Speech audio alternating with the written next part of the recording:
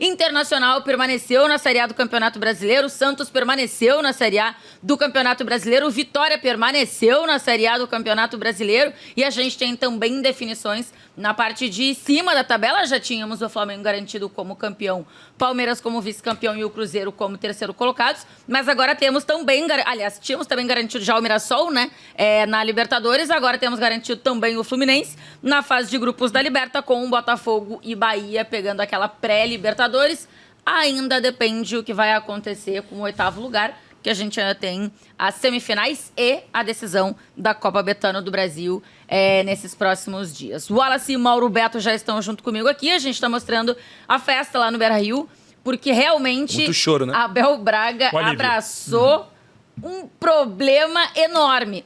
Vira ainda maior na história do clube.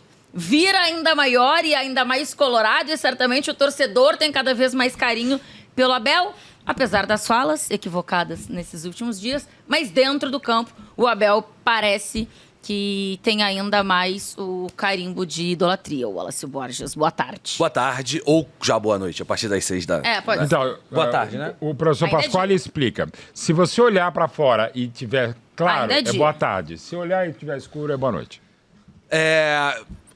O Internacional, ídolos se fazem na hora do sorriso e na hora do choro.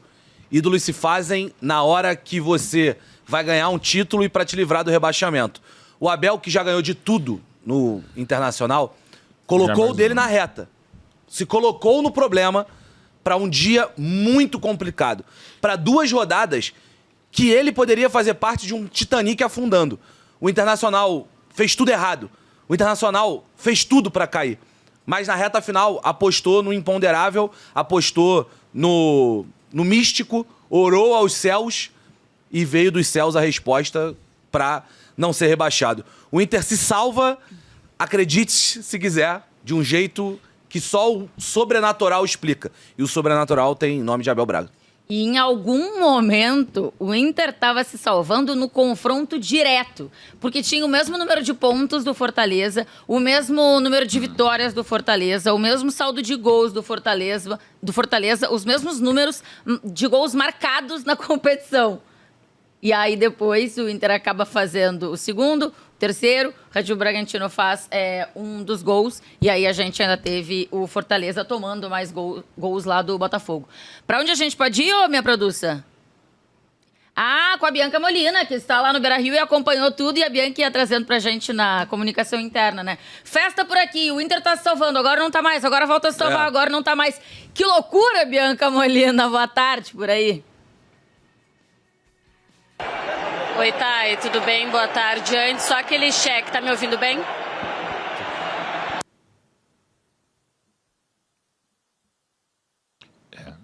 Estamos ouvindo bem, mas agora não mais. Sim, nada. estamos ouvindo. É o cheque.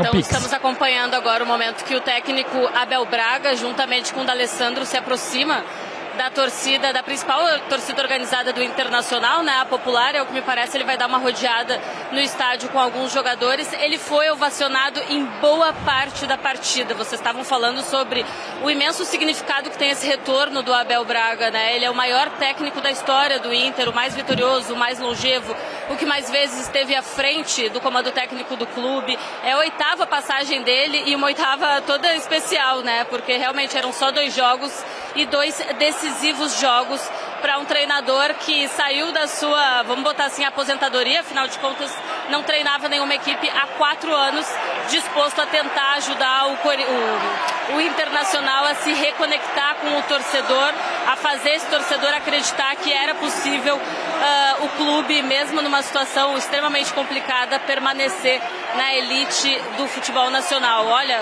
o que vivemos hoje aqui no Beira-Rio foi bem diferente do que eu, por exemplo, como jornalista, já tinha presenciado, tá, Thay? Foi uma atmosfera, a presença de público ela foi baixa, é verdade, não passou aí da casa dos 21 mil torcedores, mas foi extremamente bonito ver que quem veio para realmente apoiar, veio para se fazer presente, para tentar ser o 12º jogador, para empurrar o seu torcedor. Inclusive, em dado momento, o Inter estava vencendo por apenas 1-0, o Rocher fez cera e a torcida começou a gritar mais um, porque naquele momento 1-0 não era o bastante. E para que eles tivessem certeza de passar o recado para quem estava dentro de campo: olha, vocês precisam fazer um pouco mais pra gente permanecer. Foi uma torcida que vibrou a cada gol do Palmeiras, do Botafogo. Então, assim, foi um dia realmente marcante para esse torcedor que precisava de 2 resultados, viu os resultados acontecerem e viu também o Inter colaborar vencendo o Red Bull Bragantino para se manter no prime, na elite do futebol aqui do Brasil, Otávio.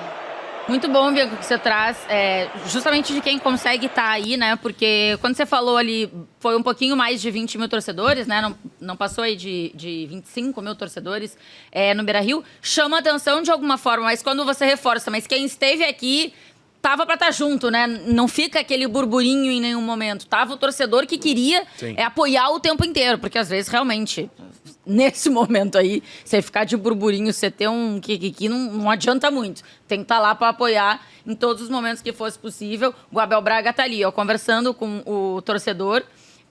Vamos ver quais vão ser os próximos passos, né? Tinha ficado claro quando o Abel assume esses últimos 2 jogos no Inter, de que ele ficaria só nesses jogos. Inclusive, o presidente do clube disse que o Abel assumiu sem nenhum tipo de questão financeira, né? Sem acertar salário, sem nada disso. Assumiu para estar nesses 2 últimos jogos.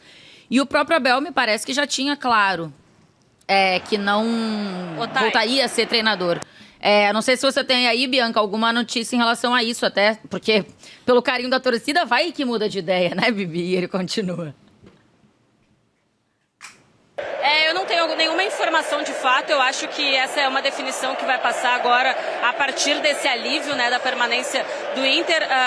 Logo que a gente começou ao vivo, teve um gesto do Abel com o D'Alessandro, né, o Abel meio que reverenciando o Dali, porque o Dali hoje, na figura de um dos dirigentes do Inter, andava sendo bem cobrado por essa situação do clube no Campeonato Brasileiro. E agora, quando a gente via ali o Abel Braga conversando com alguns torcedores e também com a imprensa, a torcida entoou a plenos pulmões aqui no estádio Beira-Rio: fica Abelão. Então, assim, logicamente tem muito aquela empolgação do feito recente, né? A gente sabe que isso funciona, é uma empolgação por algo que acabou de ser almejado e conquistado, mas fato é que esse torcedor parece bem satisfeito, acho que não exatamente pelos resultados, pelo rendimento técnico, mas pelo fato do Abel ter topado uma empreitada bastante difícil, que podia comprometer a vida dele, de certa forma, de repente até a imagem dele, né? Putz, é o maior treinador, mas não conseguiu evitar o rebaixamento. Não, ele se dispõe a sair do churrasco, do conforto da casa dele, voltar a treinar uma equipe de futebol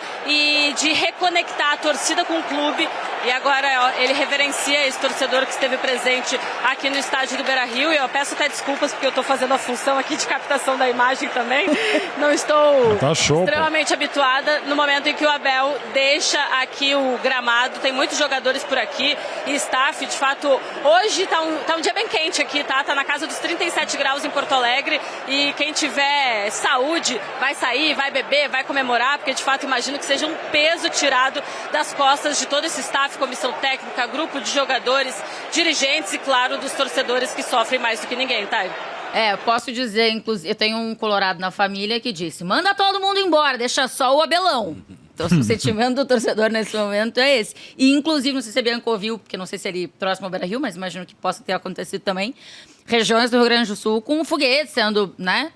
Todo mundo jogando foguete e tal, soltando foguete, aliás, pra comemorar mesmo. Porque mas joga foguete. É difícil isso, né? Essa coisa de não se comemora a permanência na Série A. Se comemora. É alívio. Não deveria estar lá, mas se comemora. Não tem como. Assim, tem que.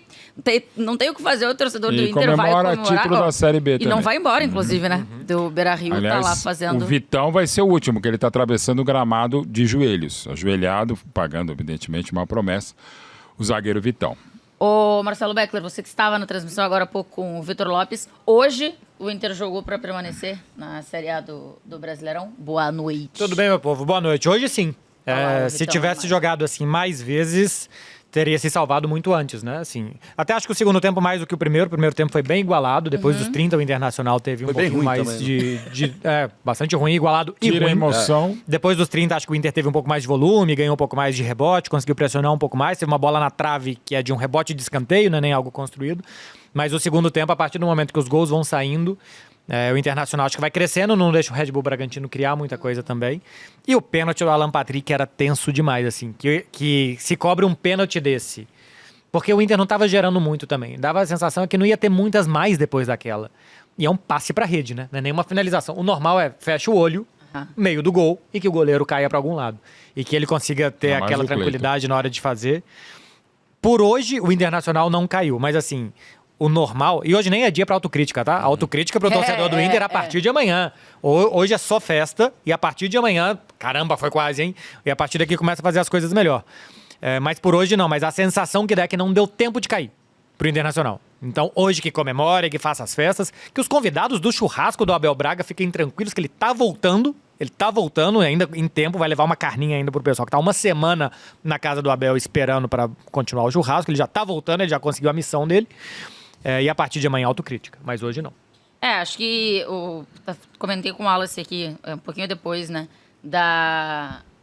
Quando tava já no fim do jogo, assim, será que o Alan Patrick tinha noção do tamanho daquele pênalti ali? Porque no momento do acho que pênalti... sim, ele beijou a bola. Ele beijou a bola? Ele beijou a bola, olhou aí, pra né? cima. No último jogo. Parecia... Você não brigando contra o rebaixamento, você não beija a bola. Você beija a bola, você reza, você faz Talvez tudo. o melhor, junto com o Jorginho... Porque só pra entender a importância que tinha o pênalti, era o gol que fazia o Inter permanecer. Não era gol de vitória naquele momento, mas era gol de fazer o Inter ali igualar em saldo de gols, em gols pró, e o Inter naquele momento permanecer. Junto com o Jorginho, o Rafael Veiga, aquele pênalti que ele bate contra ele deu, e esse aqui foram os caras que tiveram... Quando o Rafael Veiga olha pra cima, aquele do 4-0, e o Alan Patrick faz o que fez, se imagina o que é. O que o Pelé falou quando fez o 1000º gol. Eu me aliviei, não celebrei. E pra ter uma ideia dessa dinâmica, 5h35 da tarde, gol do Vitória, Baralhas. Com esse gol, o Inter caía. Mas se ele fizesse mais um gol, o Inter estaria escapando pelo confronto direto. Porque empataria em pontos, vitórias, saldo de gols. Aliás, eu não me lembro. Marcado. Eu não me lembro nunca de aconteceu nada. Na história do brasileiro. Não, né? Eu não me lembro. Se escapar pelo confronto direto. 6 minutos depois do gol do Baralhas, às 17h41, pênalti pro Internacional, um pênalti tolo, mas foi pênalti. 3 minutos depois, às 17h44, pênalti convertido pelo Alan Patrick, o Inter se salvava pelo confronto direto. Mais 3 minutos, 17h45, aí o Inter se alivia porque faz 3-0 e se salva pelo saldo, digamos, ficava numa situação mais delicada. Aí tem vários outros minutos, gol pra cá, gol pra sem lá. contar o Fortaleza, que sai de um 3-1 pra um 2-2, né? No Exato, mesmo lance. então, assim, esse é o momento mais tenso aqui da nossa série da HBO Max, é a última rodada do Brasileirão, que é sensacional, e é algo que eu faço praticamente desde 97, que eu faço esse minuto a minuto, esteja trabalhando no jogo, enfim, que é um negócio maluco, tal, mas é interessante e até por isso eu posso dizer, nunca aconteceu um negócio desse e se pode discutir se eu acho mais emocionante ter final, mas eu sou favorável aos pontos corridos desde 2003, mas esse final, pela questão fora de 2009, que foi um negócio fantástico, deu o Flamengo campeão e aí envolvia inclusive o Internacional jogando, o Grêmio, enfim, jogando com o time sub-2, né, no Maracanã e tal. Essa foi mais emocionante, porque teve essas coisas a gente não sabia. Eu e a Tainá falaram, qual é o próximo critério? Cartão amarelo, ordem alfabética? Teve uma hora que eu entrei pra ver cartões. Eu confesso que eu não tinha pensado. Eu confesso que eu não tinha pensado. E outra coisa, quando tem um jogo, 11ª rodada, qualquer do campeonato, 45 do segundo tempo, 4-0, tem que dar acréscimo.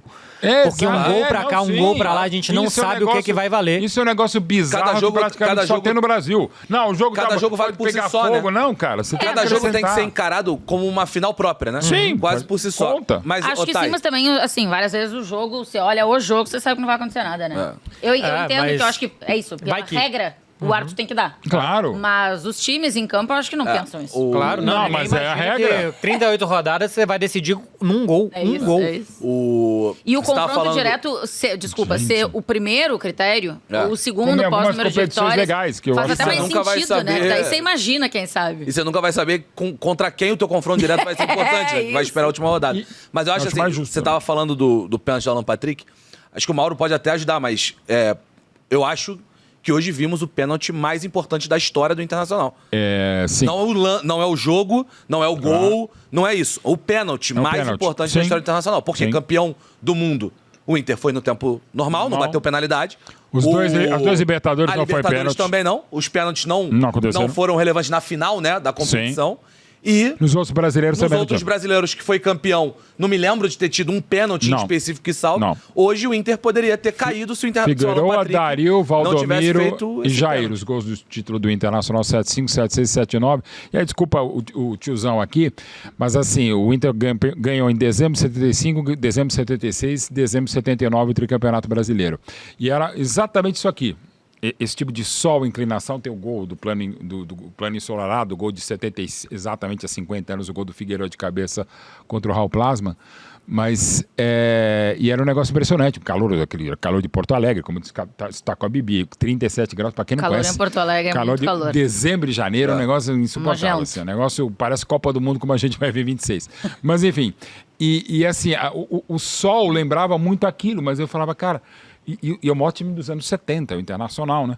Aí eu falava, cara, como é que pode? Claro, 50 anos não é pouco, evidente, né? Assim, mas eu que via embasbacado, eu via aquele Inter do Minelli, do Falcão, do Jair, Mário Sá, como é que pode agora chegar? E o Beckler comentou brilhantemente, como sempre, com o Vitor Lopes, no primeiro tempo eu falei, cara, esse time tá merecendo... Porque é aquela coisa, você vê quando o time tá uma bagunça, não precisa nem conhecer o futebol. Teve um momento no primeiro tempo que tinham 6 jogadores do Inter na intermediária, assim, tipo um churrasco, assim. E aí o time tá errado quando você vê 6 jogadores juntos no meio campo e alguns contragolpes, não tinha nenhum jogador do Inter na tela. Então você dá uma puta bagunça, né? Faltava gente na área, assim. Exato. Borré chegava na linha de fundo e não tinha ninguém na área. E uma coisa que a gente tem que falar também é, no último jogo, vários desses caras não deram resultado, mas no último jogo, os cobras do Internacional botaram a bola embaixo do braço pra resolver, né? Foi Gabriel Mercado, foi Vitão, assistência... Tudo bem que tem Cleiton aí, né? Sim, tem. Desse meio do caminho, que pra mim é frango do Cleiton. Na dúvida vai ser frango do Cleiton. Cleiton é o melhor, pior goleiro do futebol brasileiro. Então acho que isso também é uma coisa pra se colocar. Na hora decisiva, as lideranças foram importantes.